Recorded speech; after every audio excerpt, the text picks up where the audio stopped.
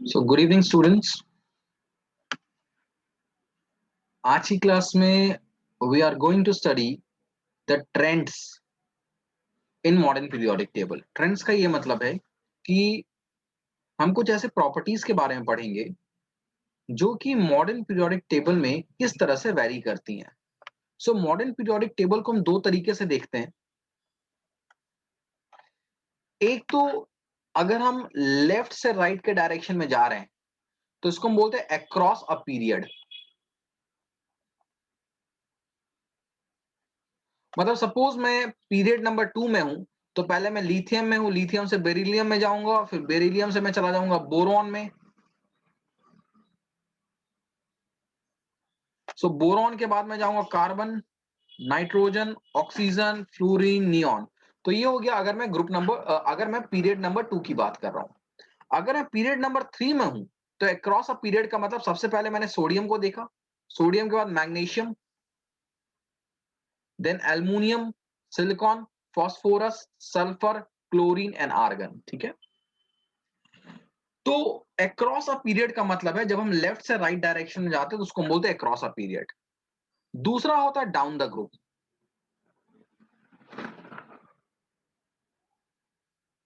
मतलब हम किसी ग्रुप में चले जाते हैं, फर्स्ट ग्रुप में चलते हैं. तो लिथियम के बाद हम सोडियम में जाएंगे तो क्या चेंज होगा, सोडियम से पोटेशियम में जाएंगे तो क्या चेंज होगा, पोटेशियम से जब हम रुबीडियम में जाएंगे तो क्या चेंज होगा. ठीक है. तो हम जो भी ट्रेंड्स पढ़ेंगे वो दो पैटर्न में पढ़ेंगे. हम अक्रॉस अ पीरियड जानेंगे कि जब हम इस टेबल में, मॉडर्न पीरियोडिक टेबल में लेफ्ट से राइट की तरफ जाते हैं. अक्रॉस अ पीरियड का क्या मतलब हो गया, लेफ्ट से राइट की तरफ जाना. तो उस केस में जो भी प्रॉपर्टीज है वो किस तरह से वेरी करेंगी, और जब हम डाउन द ग्रुप जाएंगे तो प्रॉपर्टीज किस तरह से वेरी करेंगी. नाउ एग्जाम्पल के लिए हमने पीरियड 3 को एज्यूम किया है. मतलब sodium, magnesium, aluminium, silicon, phosphorus, sulphur, chlorine, argon. ठीक है. मतलब we will talk about period number 3. Period number 3 का एग्जाम्पल लेके हम अक्रॉस अ पीरियड को समझेंगे. ठीक है. और डाउन द ग्रुप के लिए हम group number 1 and group number 17 का एग्जाम्पल लेंगे. तो सबसे पहले मैं अक्रॉस अ पीरियड समझाऊंगा सारी प्रॉपर्टीज, और अक्रॉस अ पीरियड में मैंने पीरियड नंबर 3 का एग्जाम्पल लिया है. ठीक है. सो सी, सबसे पहली प्रॉपर्टी जो हमें पढ़ना है वो है वैलेंस इलेक्ट्रॉन. वैलेंस इलेक्ट्रॉन क्या होता है ये बताया हुआ है. The number of electrons in the outermost shell of an atom is called valence electron. किसी भी इलेक्ट्रॉन में जो आउटर मोस्ट शेल होता है, आउटर मोस्ट शेल में जितने इलेक्ट्रॉन्स होते हैं उनको हम बोलते हैं वैलेंस इलेक्ट्रॉन. ठीक है. सो मैंने यहां पे किसका एग्जांपल लिया, थर्ड पीरियड का एग्जांपल लिया है. सो अगर हम थर्ड पीरियड की बात करें तो पहला एलिमेंट होता है sodium, then magnesium, then aluminium, silicon, phosphorus, sulphur, chlorine, argon. वही सोडियम का एटॉमिक नंबर होता है 11, देन 12, 13, 14, 15, 16, 17 एंड 18. अगर हम इलेक्ट्रॉनिक कॉन्फ़िगरेशन की बात करें तो सोडियम का होता है 281, मैग्नीशियम का 282, एल्युमिनियम का 283, सिलिकॉन का 284 एंड सो ऑन. अगर हम इन सभी एलिमेंट्स के बैलेंस इलेक्ट्रॉन की बात करते हैं तो सोडियम में कितने हैं भाई, 1, मैग्नीशियम में 2, एल्युमिनियम में 3, सिलिकॉन में 4, फास्फोरस में 5, सल्फर में 6, क्लोरीन में 7 एंड आर्गन में 8. तो वैलेंस इलेक्ट्रॉन में क्या ट्रेंड तुम्हें दिखा कि जब हम अक्रॉस अ पीरियड मूव करते हैं तो जो वैलेंस इलेक्ट्रॉन है इट इंक्रीजेस. ठीक है. Across a period it increases. Minimum value 1 है, फिर 2, 3 और मैक्सिमम वैल्यू जो होता है वैलेंस इलेक्ट्रॉन का ये 8 होता है. ठीक है. तो ये प्रॉपर्टी सभी की क्लियर हो गई है कि as we move across a group the number of valence electron increases.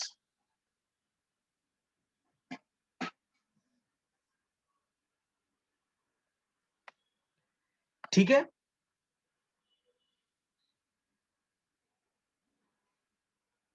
Rishabh, we will discuss this property metallic non metallic character में एक्सप्लेन करूंगा डिटेल में. ठीक है. अभी मैं एक एक करके समझता हूं. ठीक है. मतलब किसी बच्चे ने अगर पहले कुछ नहीं पढ़ा तो भी उसे समझ में आना चाहिए. मैं इस चीज को लेके आगे चल रहा हूं. सो वैलेंस इलेक्ट्रॉन का कॉन्सेप्ट क्लियर हो गया सभी का। नेक्स्ट हम आते हैं on the concept of valency. भाई बता रखा है तुम्हें कि वैलेंसी का मतलब होता है कंबाइनिंग कैपेसिटी, ठीक है। चलो एक बार वेरीफाई कर लेते हैं। भाई सोडियम की वैलेंसी क्या होगी, कोई मुझे बता सकता है? सोडियम एटम की वैलेंसी क्या होगी? 1 होगी, ठीक है। सोडियम 1 इलेक्ट्रॉन को लूज करेगा। अच्छा, मुझे बताओ क्लोरीन की वैलेंसी क्या होगी?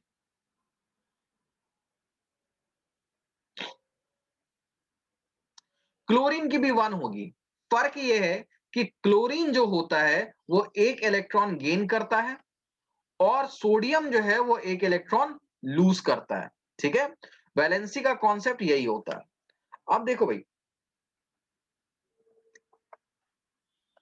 वैलेंसी का कॉन्सेप्ट समझो, मैं यहां से समझा देता हूं, ठीक है। वैलेंसी का कॉन्सेप्ट, सोडियम एक इलेक्ट्रॉन लूज करेगा तो इसकी वैलेंसी होगी 1, ठीक है। मैग्नीशियम क्या करेगा? 2 इलेक्ट्रॉन लूज करेगा तो इसकी वैलेंसी होगी 2। एल्युमिनियम 3 इलेक्ट्रॉन लूज करेगा, इसकी वैलेंसी होगी 3।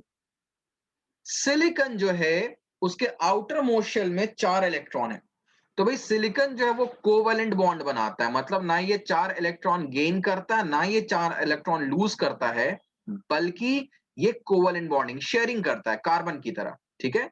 तो इसकी वैलेंसी होती है 4। फास्फोरस की वैलेंसी कितनी होती है? फास्फोरस के वैलेंस शेल में 5 इलेक्ट्रॉन है। अब फास्फोरस के पास 2 ऑप्शन है, या तो 3 इलेक्ट्रॉन गेन कर ले जिससे 8 इलेक्ट्रॉन हो जाएंगे, या तो 5 लूज कर दे। भाई कोई भी एलिमेंट उसी को फॉलो करता है जिसमें उसे कम इलेक्ट्रॉन का एक्सचेंज करना पड़े, ठीक है। तो फास्फोरस 3 इलेक्ट्रॉन को यहां पे गेन करेगा, तो फास्फोरस की वैलेंसी 5 नहीं होगी बल्कि 3 होगी। सेम क्राइटेरिया पे अगर हम सल्फर की बात करते हैं तो इसकी वैलेंसी होगी 2, क्लोरीन 1 और आर्गन की वैलेंसी होगी 0। तो वैलेंसी का क्या ट्रेंड है? वैलेंसी 1 से पहले बढ़ती है और मैक्सिमम वैल्यू 4 तक जाती है, फिर वैलेंसी घटनी शुरू हो जाती है, ठीक है, एंड इट रीचेस 0। सो ये रहा वैलेंसी का ट्रेंड, ठीक है।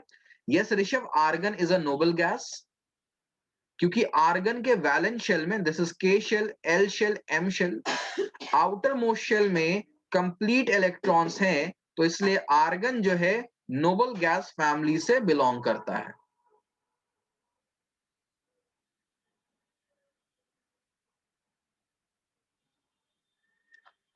क्लियर है ये बात? आगे चले। सो यहां पर लिखा हुआ है across a period the valency increases from 1 to 4 and then decreases to 0। 1 से लेके 4 तक बढ़ता है, फिर 4 से घट के 0 हो जाता है।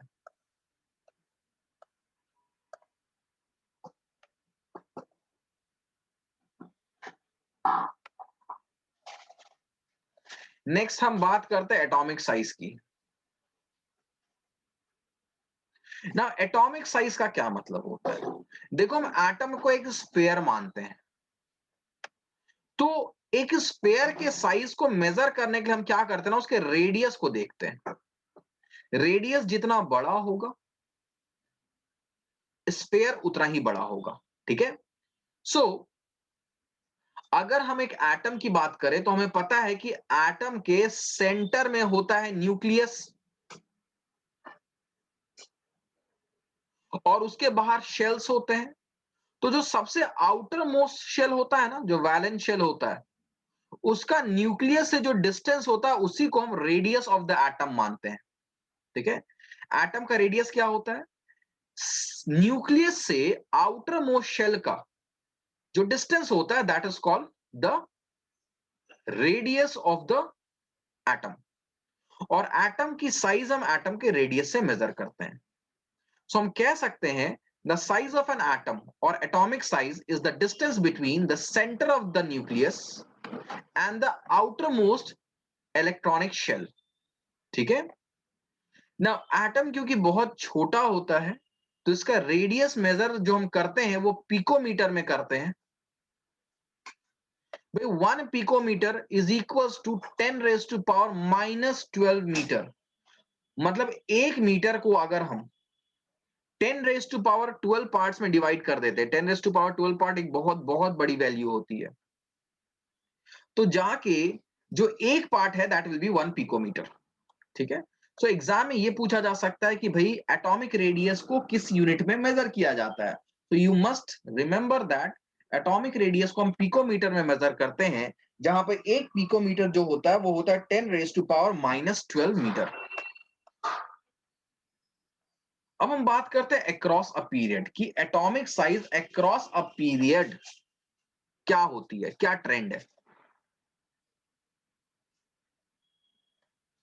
सो जैसे कि तुम देख सकते हो कि सोडियम का एटॉमिक रेडियाई होता है 186 पिकोमीटर, मैग्नीशियम का 160, देन 143, 118, 110, 104 एंड 99। सो जब हम अक्रॉस अ पीरियड मूव करते हैं तो उस केस में जो एटॉमिक साइज है वो डिक्रीज होने लगता है। ठीक है, एटम के साइज रिड्यूस होने लगते हैं ना। ये सवाल है कि ऐसा क्यों होता है। तुम्हें सिर्फ इतना ही नहीं जानना है कि क्या होता है, तुम्हें यह भी जानना है कि ऐसा क्यों होता है। ठीक है, क्योंकि एग्जाम में रीजन पूछा जाएगा तुमसे। सो अभी हम समझते हैं कि ऐसा क्यों होता है।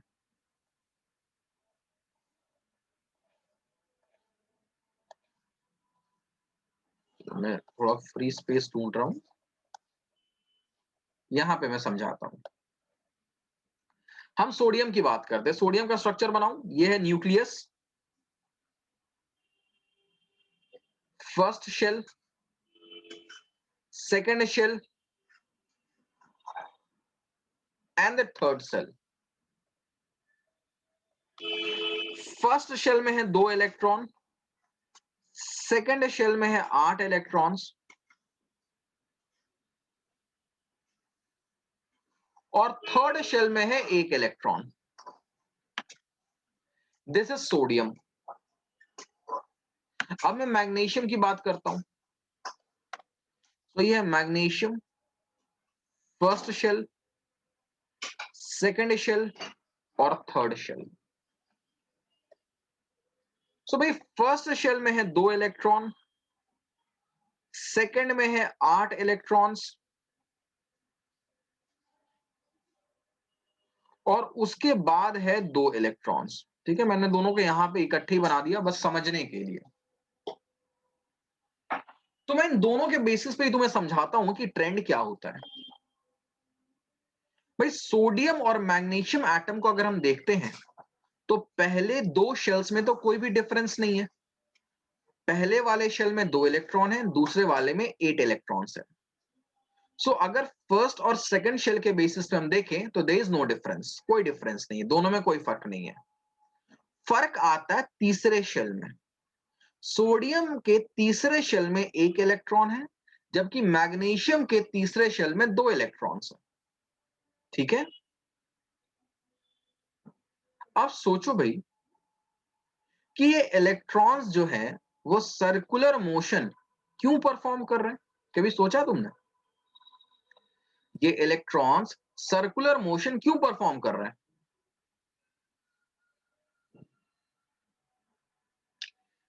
क्योंकि जो न्यूक्लियस है वो पॉजिटिवली चार्ज्ड है, इलेक्ट्रॉन्स नेगेटिवली चार्ज्ड है। तो ये जो न्यूक्लियस होता है जिसका मास बहुत ज्यादा होता है इलेक्ट्रॉन के कंपैरिजन में, वो इलेक्ट्रॉन को अपने तरफ पुल करके रखता है। जैसे कि सोलर सिस्टम में सन जो है वो हमारे सोलर सिस्टम का न्यूक्लियस है और वो प्लैनेट्स को अपने तरफ पुल करके रखता है, जिसके वजह से प्लैनेट जो है वो सर्कुलर मोशन परफॉर्म कर रहे होते हैं। ठीक है, अब भाई यहां पर एक और चीज समझो कि अगर 2 बॉडी हैं, ठीक है, body 1 and body 2, this is body 1 and this is body 2। पहले केस में बॉडी 1 पे 5 यूनिट का चार्ज है और बॉडी 2 पे -1 यूनिट का चार्ज है। ठीक है, जैसे एक एग्जांपल मैंने दिया है, तो बॉडी 1 पे पॉजिटिव चार्ज, बॉडी 2 पे नेगेटिव चार्ज, जिसके वजह से दोनों के बीच में एक फोर्स ऑफ अट्रैक्शन है। क्योंकि हम जानते हैं unlike charges attract each other.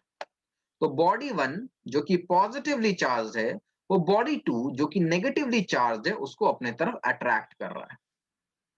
ठीक है, यहां तक सबको क्लियर होगा। अच्छा, अगर मान लो मैं इस बॉडी वन पे चार्ज को +6 कर दूं और बॉडी टू पे चार्ज को मैं -2 कर दूं, तो अब मुझे तुम बताओ कि अट्रैक्शन बढ़ेगा, घटेगा या सेम रहेगा? भाई अट्रैक्शन बढ़ जाएगा। दोनों पे अगर चार्ज इंक्रीज हो गया है तो जो फोर्स ऑफ अट्रैक्शन होगा वो बढ़ जाएगा। ठीक है, जो फोर्स ऑफ अट्रैक्शन वो चार्ज पे डिपेंड करता है। अब मान लो मेरे पास दो छोटे मैग्नेट्स हैं, ठीक है, तो उनके बीच में भी एक अट्रैक्टिव फोर्स होगा, एक का नॉर्थ पोल एक का साउथ पोल है, समझ लो। और अब मैं दो बड़े मैग्नेट्स लेके आता हूं, तो जब मैं मैग्नेट्स को बड़ा करूंगा तो उनके बीच का फोर्स ऑफ अट्रैक्शन भी तो बढ़ जाएगा ना। ये बात समझ में आ रही है सभी को? तो सेम चीज यहां पे समझो कि पहले बॉडी वन पे पॉजिटिव चार्ज था, बॉडी टू पे भी पॉजिटिव चार्ज नेगेटिव चार्ज था। बॉडी वन पे पॉजिटिव, बॉडी टू पे नेगेटिव। अब हमने क्या किया कि दोनों पे जो चार्जेस थे उसको बढ़ा दिए। बॉडी वन पे ज्यादा पॉजिटिव हो गया, बॉडी टू पे ज्यादा नेगेटिव हो गया। तो अब इनके बीच का जो फोर्स ऑफ अट्रैक्शन होगा ना वो भी बढ़ जाएगा। तो बढ़ने की वजह से क्या होगा कि अब बॉडी टू और बॉडी वन के बीच का क्लोजनेस इंक्रीज हो जाएगा। अब अगर तीसरे केस में मैं बॉडी वन पे +9 का चार्ज लगा दूं, बॉडी टू पे मैं -5 का चार्ज लगा दूं, तो चार्ज और बढ़ गया जिसकी वजह से इनके बीच का पुल और इंक्रीज हो जाएगा। तो ये और एक दूसरे के क्लोज आ जाएंगे। ये बात सभी को समझ में आ रही है? क्या एग्री करते हो मेरे इस थ्योरी से?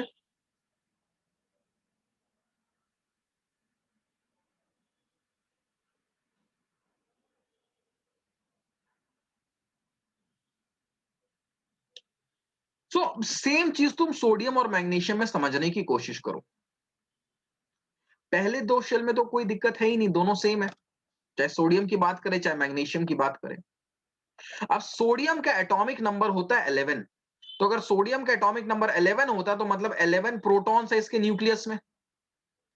और वैलेंस शेल जो है दैट इज, उसमें एक इलेक्ट्रॉन है। वैलेंस शेल में एक इलेक्ट्रॉन है। मैग्नीशियम के का एटॉमिक नंबर होता है 12। तो इसके न्यूक्लियस में 12 प्रोटॉन है। और वैलेंस शेल में कितने इलेक्ट्रॉन है? 2 इलेक्ट्रॉन है। तो तुम देख रहे हो भाई कि पॉजिटिव चार्ज भी बढ़ता जा रहा है, नेगेटिव चार्ज भी बढ़ता जा रहा है। So as a result nucleus का इन इलेक्ट्रॉन्स पे जो फोर्स ऑफ अट्रैक्शन है वो बढ़ रहा है। तो ये इलेक्ट्रॉन्स जो है ना वो क्लोज आ रहे हैं न्यूक्लियस के। जब हम एल्यूमिनियम की बात करते हैं तो एल्यूमिनियम का एटॉमिक नंबर होता है 13, मतलब पॉजिटिव चार्ज और बढ़ गया। ठीक है, और वैलेंस इलेक्ट्रॉन हो गया 3, पॉजिटिव चार्ज भी बढ़ गया और valence electron that is negative charge भी बढ़ गए। तो इनके बीच का फोर्स ऑफ अट्रैक्शन और स्ट्रांग हो जाएगा, ये और क्लोज आ जाएंगे। सो हम क्या समझ रहे हैं? सिलिकॉन की बात करें तो पॉजिटिव चार्ज भी बढ़ गया, नेगेटिव चार्ज भी बढ़ गया। फास्फोरस में जाएंगे तो और बढ़ेगा, सल्फर में जाएंगे और बढ़ेगा, क्लोरीन में जाएंगे और बढ़ेगा, आर्गन में भी बढ़ेगा। So as we move across the period nucleus का चार्ज भी बढ़ना शुरू हो जाता है और जो नेगेटिव चार्ज है इलेक्ट्रॉन के वजह से वो भी बढ़ना शुरू हो जाता है। जैसे जैसे चार्जेस बढ़ते हैं तो उनके बीच का फोर्स ऑफ अट्रैक्शन भी और बढ़ना शुरू हो जाता है। एज अ रिजल्ट जो एटम्स होते हैं वो स्क्वीज होने शुरू हो जाते हैं। ठीक है, वो सिकुड़ने शुरू हो जाते हैं क्योंकि न्यूक्लियस उनको और स्ट्रांगली पुल करना शुरू कर रहा है। So this is the main reason कि एटम्स का साइज डिक्रीज क्यों करना शुरू कर जाता है। ठीक है, आई होप सभी को एक बात समझ में आ गई होगी। अब यहाँ पे जो एक्सप्लेनेशन है उसको एक बार रीड करो। ठीक है, यहाँ पर एक्सप्लेनेशन है, सभी के स्क्रीन पे विजिबल है, इसको रीड करो। लास्ट वाला पैराग्राफ अभी मत रीड करना, ये मैं समझाऊंगा। इसके ऊपर का पहले रीड करो और मुझे बताओ क्या सभी को समझ में आया, तभी हम आगे बढ़ सकते हैं।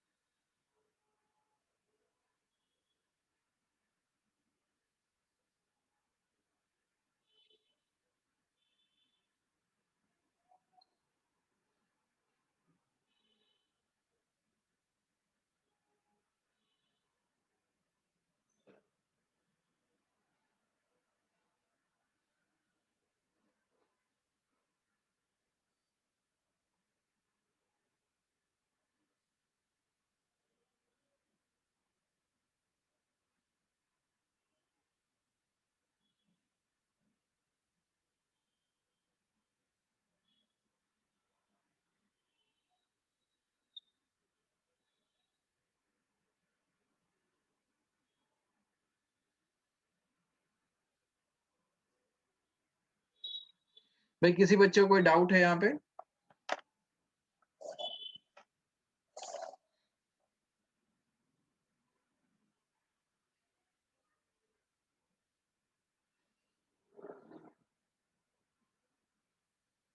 हाँ जी ऋषभ, ऐसे हम समझ सकते हैं कि जो सेंट्रीपिटल फोर्स लग रहा है वो इंक्रीज हो गया, जिसकी वजह से जो साइज है वो शॉर्टेन हो गया।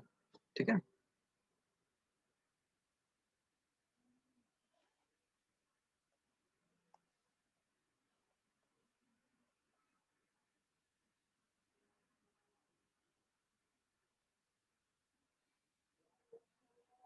ठीक है। अगर किसी को नहीं क्लियर हुआ होगा तो I will upload the video tomorrow morning. ठीक है, उसे एक बार गो थ्रू कर लेना, उसके बाद अगर किसी को भी नहीं समझ में आया होगा तो मुझे व्हाट्सएप कर लेना। ठीक है, आगे बढ़ते हैं। ठीक है Nishant, you can go through the video again. अगर कुछ प्रॉब्लम होगा तो मुझसे दोबारा पूछ लेना। ठीक है, so the point is that कि जैसे जैसे हम अक्रॉस अ पीरियड मूव करते हैं वैसे वैसे न्यूक्लियस में पॉजिटिव चार्ज बढ़ता है और नेगेटिव चार्ज भी बढ़ता है, क्योंकि इलेक्ट्रॉन्स बढ़ने शुरू हो जाते हैं। सो एज अ रिजल्ट जो न्यूक्लियस का फोर्स ऑफ अट्रैक्शन होता है वो इंक्रीज हो जाता है, जिसके वजह से जो साइज है वो छोटा होना शुरू हो जाता है। बट जो लास्ट गैस, जैसे आर्गन की अगर हम बात करते हैं, ठीक है, आर्गन की हम बात करते हैं, तो भाई आर्गन का तुम्हें पता है कि आर्गन के आउटर मोस्ट शेल में कंप्लीट इलेक्ट्रॉन्स हैं। सो आर्गन जो स्टेबल होता है, सो आर्गन स्टेबल होने की वजह से क्लोरीन से छोटा ना होके क्लोरीन से थोड़ा बड़ा होता है। मतलब कि अगर इन लास्ट 3 एटम्स को हम अरेंज करें तो सबसे बड़ा होगा सल्फर, फिर होगा आर्गन, और तब आएगा क्लोरीन। ठीक है, आर्गन का साइज देखो, ऐसे तो अक्रॉस और पीरियड वाले कंसेप्ट से आर्गन का साइज छोटा हो जाना चाहिए, बट क्योंकि आर्गन में सारे सेल्स कंप्लीटली फिल्ड होते हैं तो इसका इससे थोड़ा सा एडवांटेज मिल जाता है, और थोड़ा सा ज्यादा स्टेबल होने की वजह से आर्गन जो है वो क्लोरीन से थोड़ा बड़ा हो जाता है बस। तो जो नोबल गैसेस होते हैं उनका साइज हैलोजन से थोड़ा बड़ा हो जाता है।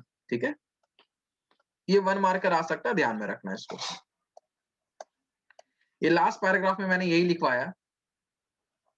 Note that the size of the atom of an inert gas is bigger than that of the preceding halogen atom. This is due to the structural stability of its outermost shell consisting of an octet of electrons. ठीक है, ये चीज ध्यान में रखना है।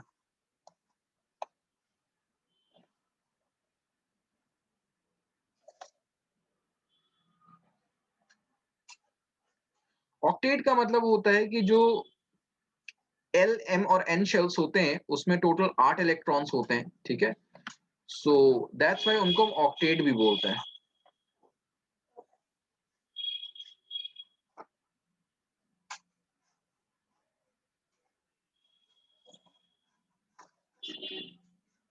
Next हमारा topic है मेटलिक कैरेक्टर।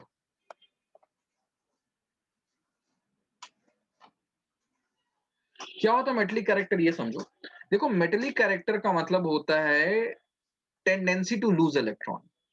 कोई भी एलिमेंट जितने आसानी से इलेक्ट्रॉन को लूज कर देगा वो उतना ज्यादा मेटेलिक होगा। ठीक है, अब एक और बात समझो कि एक इलेक्ट्रॉन को लूज करने में जितना एनर्जी लगता है उससे डबल एनर्जी लगेगा 2 इलेक्ट्रॉन को लूज करने में, और उससे भी ज्यादा एनर्जी लगेगा 3 इलेक्ट्रॉन को लूज करने में। ठीक है, तो एटम, मान लो कोई एक ऐसा एटम है जिसे एक इलेक्ट्रॉन को लूज करना है, और दूसरे साइड पे एक ऐसा एटम है जिसको 2 इलेक्ट्रॉन को लूज करना है। तो एक एटम को लूज करना जो है it is easy compare to दो एटम, सॉरी, एक इलेक्ट्रॉन को लूज करना is easier compare to losing 2 electrons. ठीक है, आगे देखते हैं चलो। सो फिलहाल ये ध्यान में रखो कि जो मेटेलिक कैरेक्टर होता है it is measured by the tendency to lose electron. जितने आसानी से इलेक्ट्रॉन लूज करेगा उसका मेटेलिक कैरेक्टर उतना ज्यादा होगा। ठीक है, so an atom which can lose valence electron more easily will be more metallic. An atom which can lose valence electron more easily will be more metallic. So metals जो होते हैं they loses electron and thus they form positive ions. That's why metals को हम electropositive element भी बोलते हैं। ठीक है, metals जो होते हैं ना they lose electrons, और क्योंकि वो इलेक्ट्रॉन लूज करते हैं तो वो पॉजिटिव आयन बनाते हैं, और इसलिए मेटल्स को हम इलेक्ट्रोपॉजिटिव एलिमेंट्स भी बोलते हैं। ये चीज हमने metals and non metals chapter में डिस्कस किया था कि metals loses electron and forms positive ion, so they are called electropositive elements.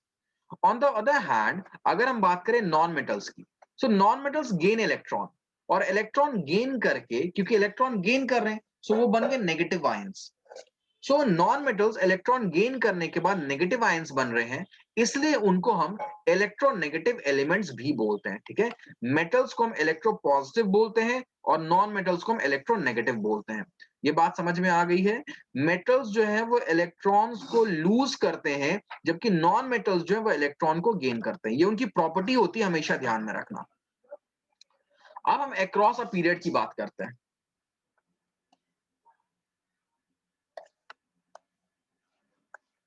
मैं तुम्हें यहां से समझाता हूं, स्टार्टिंग से समझाता हूं, इस जगह से।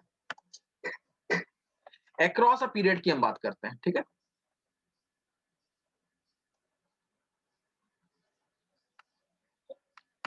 मैंने थर्ड पीरियड का एग्जांपल लिया हुआ यहां पे।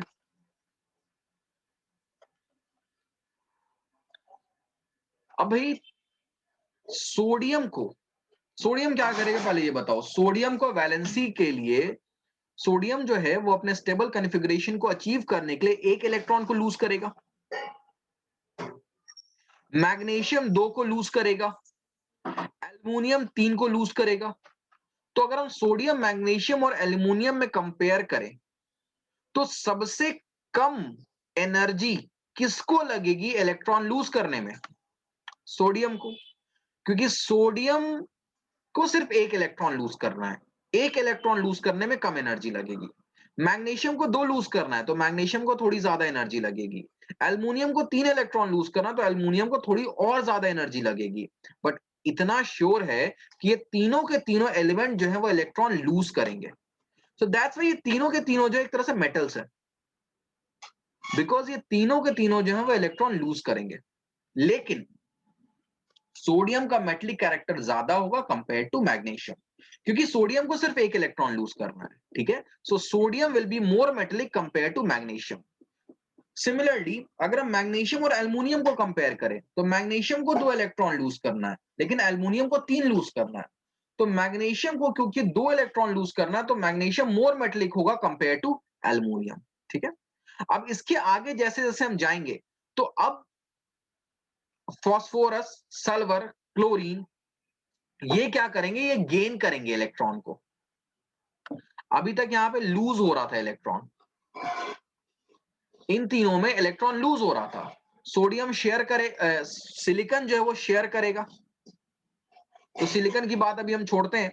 हम फॉस्फोरस, सल्फर, क्लोरीन की बात करें, तो दे गेन इलेक्ट्रॉन, और क्योंकि ये इलेक्ट्रॉन को गेन करते हैं, that's why they are non metals. ठीक है, they gain electron, so they are non metals. So अगर हम अक्रॉस अ पीरियड मूव करें, तो शुरुआत में जो एलिमेंट्स होंगे वो मेटल्स होंगे, एंड उसके बाद नॉन मेटल्स होंगे। सो हम कह सकते हैं कि जैसे जैसे हम अक्रॉस अ पीरियड मूव करेंगे, तो जो मेटेलिक कैरेक्टर है वो डिक्रीज करेगा।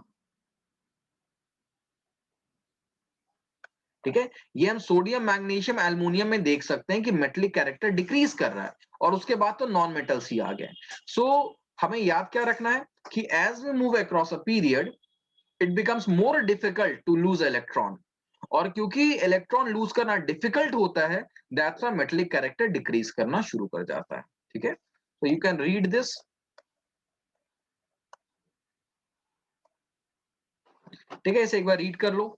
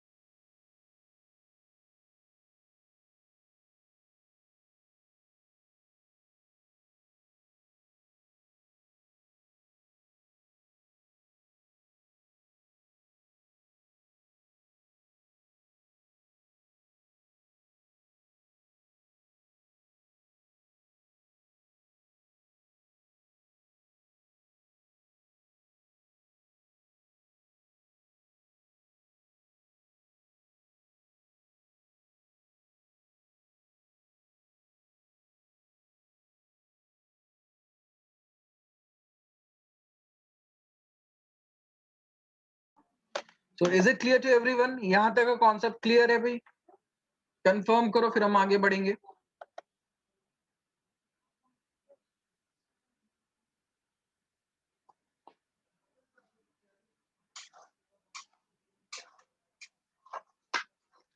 यहां तक सभी को समझ में आ गया है? जपनीत क्लियर है यहां तक?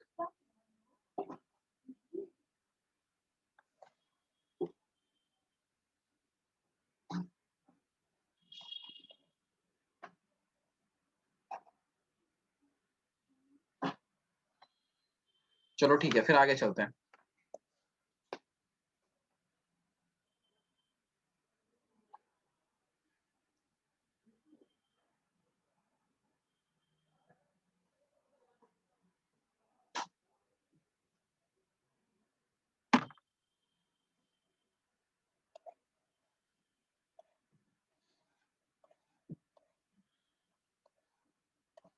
नेक्स्ट हम बात करते हैं केमिकल रिएक्टिविटी की। सो केमिकल रिएक्टिविटी का क्या कंसेप्ट है ये समझो। भाई केमिकल रिएक्शन जो होता है वो इलेक्ट्रॉन्स एक्सचेंज करने के वजह से होता है, ठीक है? चाहे वो एक इलेक्ट्रॉन का एक्सचेंज हो रहा हो, दो का, तीन का। सो जितना आसान होगा इलेक्ट्रॉन गेन या लूज करना, क्योंकि केमिकल रिएक्शन दोनों तरीके से होता है, इलेक्ट्रॉन लूज भी किया जा सकता है, गेन भी किया जा सकता है। कुछ एलिमेंट्स दैट इज मेटल्स जो है वो इलेक्ट्रॉन लूज करते हैं, इलेक्ट्रॉन लूज करने के बेसिस पे वो अपनी केमिकल प्रॉपर्टी शो करते हैं, और जो नॉन मेटल्स होता है वो इलेक्ट्रॉन गेन करने के बेसिस पे अपनी केमिकल प्रॉपर्टी शो करते हैं। सो जो केमिकल रिएक्टिविटी होता है, ठीक है, वो इलेक्ट्रॉन लूज या गेन करने के टेंडेंसी पे डिपेंड करता है। अब सपोज मान लो कोई एलिमेंट है जिसको एक इलेक्ट्रॉन गेन या लूज करना, हम दोनों लेके चल रहे हैं, या तो गेन या तो लूज।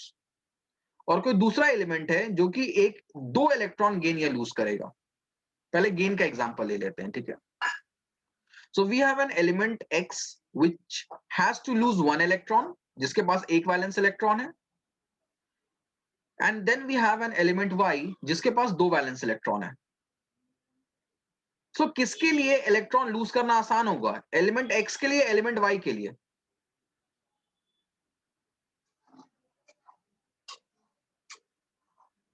एलिमेंट x के पास एक वैलेंस इलेक्ट्रॉन है, एलिमेंट y के पास दो वैलेंस इलेक्ट्रॉन है। तो किसके लिए आसान होगा इलेक्ट्रॉन लूज करना, x के लिए या y के लिए? x के लिए। x को इलेक्ट्रॉन लूज करना ज्यादा आसान होगा, तो x की केमिकल रिएक्टिविटी y से ज्यादा होगी, क्योंकि x को एक ही इलेक्ट्रॉन लूज करना है। अब इसको ऐसे सोचो, एलिमेंट x के पास, चलो मैं ऐसे पूछता हूं, एलिमेंट x के पास 6 वैलेंस इलेक्ट्रॉन है और y के पास 7 वैलेंस इलेक्ट्रॉन है, तो मतलब x को दो इलेक्ट्रॉन चाहिए और y को एक ही इलेक्ट्रॉन चाहिए। किसके लिए होगा ज्यादा आसान इलेक्ट्रॉन गेन करना, एक इलेक्ट्रॉन गेन करना ज्यादा आसान होगा या दो इलेक्ट्रॉन गेन करना? एक इलेक्ट्रॉन गेन करना ज्यादा आसान होगा। सो इस केस में y की रिएक्टिविटी ज्यादा होगी। तो हमेशा ध्यान रखो, वैलेंसी जितनी कम होगी रिएक्टिविटी उतनी हाई होगी, ठीक है? सोडियम और क्लोरीन दोनों की वैलेंसी 1 होती है, तो दोनों की रिएक्टिविटी बहुत हाई होती है, ठीक है?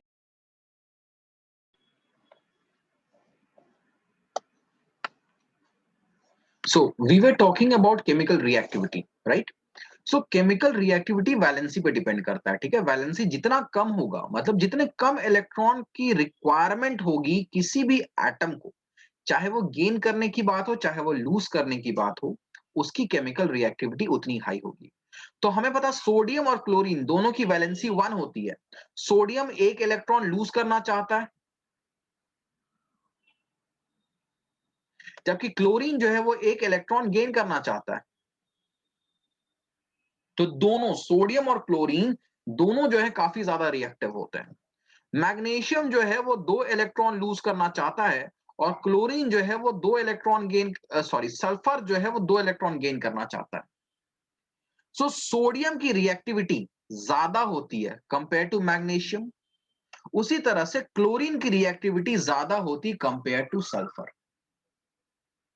ठीक है। अब भाई कोई बच्चा ये भी पूछ सकता है कि सर सोडियम को की भी वैलेंसी 1 होती है और क्लोरीन की भी वैलेंसी 1 होती है। अगर इन दोनों की रिएक्टिविटी को हम कंपेयर करें तो बताइए कौन ज्यादा रिएक्टिव होगा? तो भाई हम ऐसे कंपेयर नहीं करते हैं। ठीक है। सोडियम मेटल्स की रिएक्टिविटी हम अलग से देखते हैं और नॉन मेटल्स की अलग से देखते हैं। ठीक है, बात आ रही है ना समझ में? भाई सिमिलर टाइप की चीजों में हम कंपैरिजन करते हैं ना, टोटली डिफरेंट चीजों में तो कंपेयर कर नहीं सकते हम। ठीक है। तो यहां पर क्योंकि केमिकल रिएक्टिविटी की बात आ रही है तो यहां पर तो मेटल नॉन मेटल का कॉन्सेप्ट आ जाएगा। सो इसलिए हम सोडियम और क्लोरीन को कंपेयर करके नहीं पूछेंगे कि कौन ज्यादा रिएक्टिव है कौन कम रिएक्टिव है। ठीक है। हम मेटल्स के अंदर अपनी रिएक्टिविटी देखेंगे और नॉन मेटल्स के अंदर अपनी रिएक्टिविटी देखेंगे, क्योंकि दोनों फंडामेंटली बहुत डिफरेंट है। मेटल जहां पे इलेक्ट्रॉन लूज करके स्टेबल होता है, नॉन मेटल्स इलेक्ट्रॉन गेन करके स्टेबल होता है। ठीक है। तो ये मत पूछ लेना कि सर सोडियम और क्लोरीन में आप बताओ कौन ज्यादा रिएक्टिव है, ऐसे हम नहीं चेक करते हैं। ठीक है। मेटल्स का आपस में चेक करेंगे तो हम सोडियम और मैग्नीशियम का चेक कर सकते हैं, मैग्नीशियम और एल्युमिनियम का चेक कर सकते हैं। तो सोडियम को 1 इलेक्ट्रॉन लूज करना है, मैग्नीशियम को 2 लूज करना है, एल्युमिनियम को 3 लूज करना है। तो दैट्स व्हाई सोडियम सबसे ज्यादा रिएक्टिव होगा, मैग्नीशियम उससे कम होगा, एल्युमिनियम उससे भी कम होगा। ठीक है।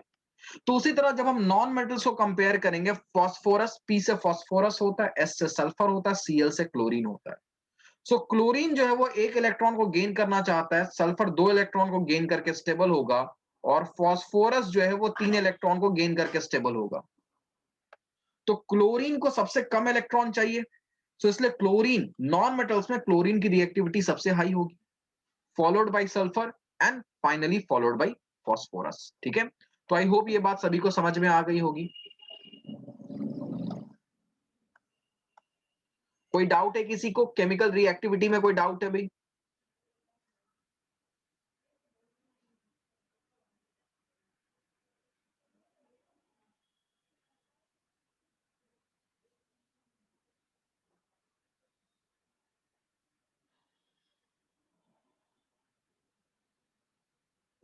श्याम से यहाँ मैंने जो लिखा हो उसको देख लो।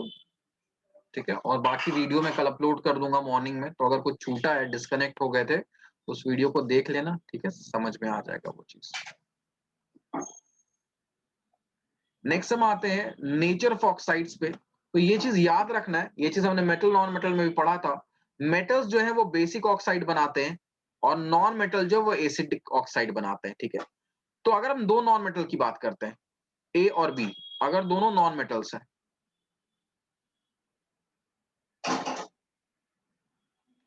अब ए को ऐसे मैं बताता हूं, ऐसे चलो करते हैं। ए जो है वो है 287 और बी जो है वो है 286। तो मुझे एक बात बताओ, दोनों में से ज्यादा नॉन मेटलिक कौन होगा? Which will be more non metallic?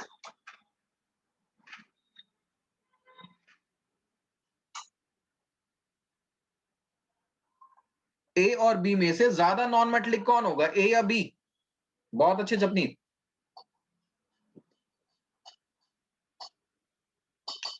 भाई ज्यादा नॉन मेटलिक का क्या मतलब हो गया?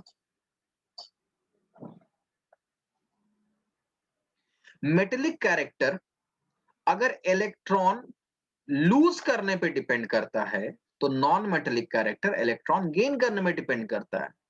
जितना आसानी से इलेक्ट्रॉन गेन कर सकता है कोई, उतना ज्यादा स्ट्रॉन्ग नॉन मेटल होगा। तो ए का जो इलेक्ट्रॉनिक कॉन्फ़िगरेशन है वो है 287।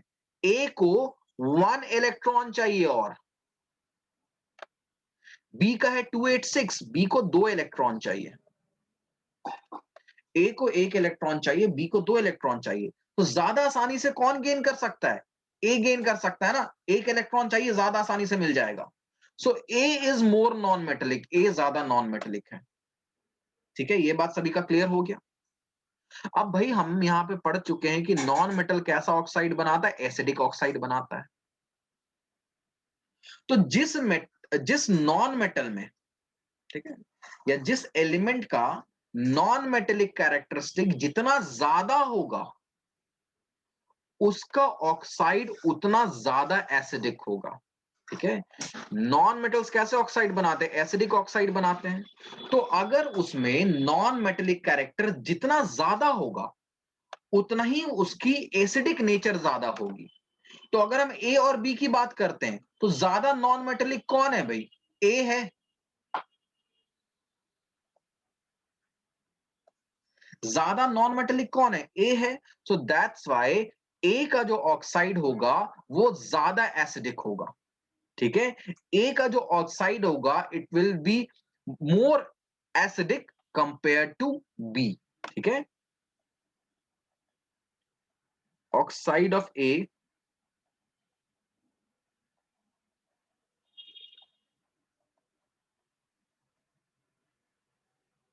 Will be more acidic.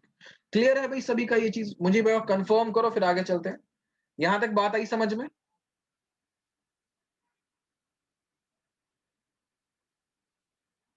तो अगर ये बात समझ में आ गई तो ये भी समझ में आ जाएगी।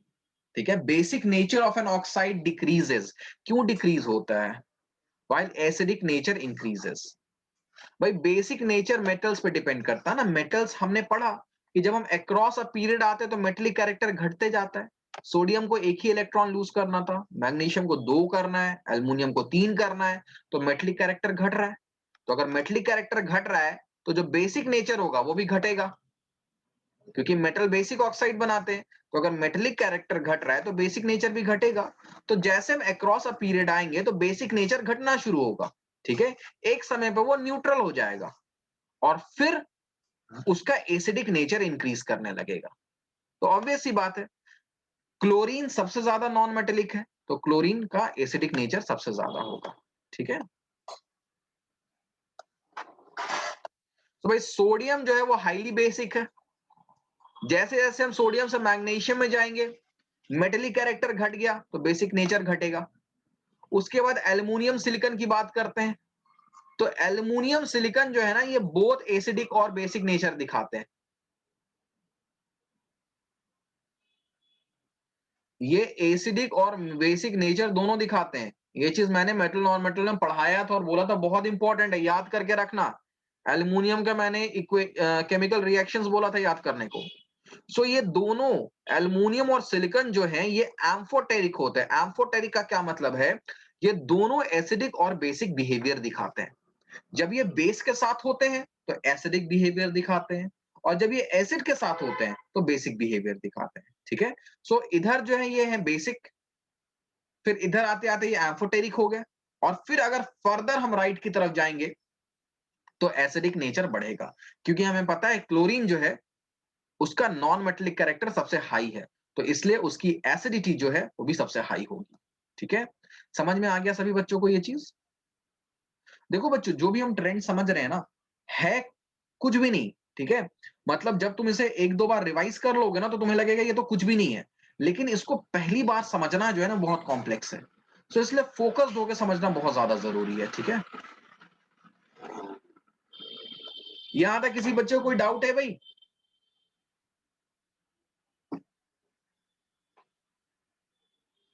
तो देखो मैं आज की क्लास में सिर्फ तुम्हें अक्रॉस अ पीरियड करवा रहा हूं। मैं चाहूं तो तुम्हें डाउन द ग्रुप भी करवा दूंगा, बट आई वांट कि पहले अक्रॉस अ पीरियड फोकस करो। क्योंकि क्या होता है ना, जब मैं अक्रॉस अ पीरियड और डाउन द ग्रुप एक ही क्लास में पढ़ा देता हूं तो बच्चे कंफ्यूज रहते हैं। ठीक है। क्योंकि डाउन द ग्रुप में भी हमें वही सारी प्रॉपर्टीज पढ़नी जो हमने अक्रॉस अ पीरियड में पढ़ा।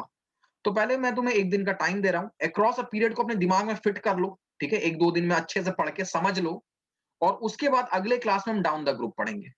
ठीक है।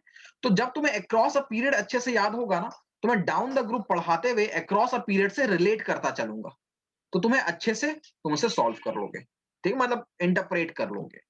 So this is all for today's class. इसको रिवाइज करना। नेक्स्ट क्लास में we will start down the group. ठीक है। डाउन द ग्रुप छोटा सा ही है, नेक्स्ट क्लास के हाफ में ये कंप्लीट हो जाएगा।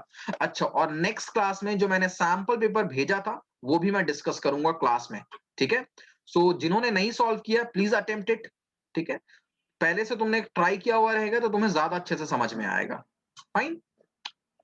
किसी को कुछ पूछना है? All right, you can leave the session.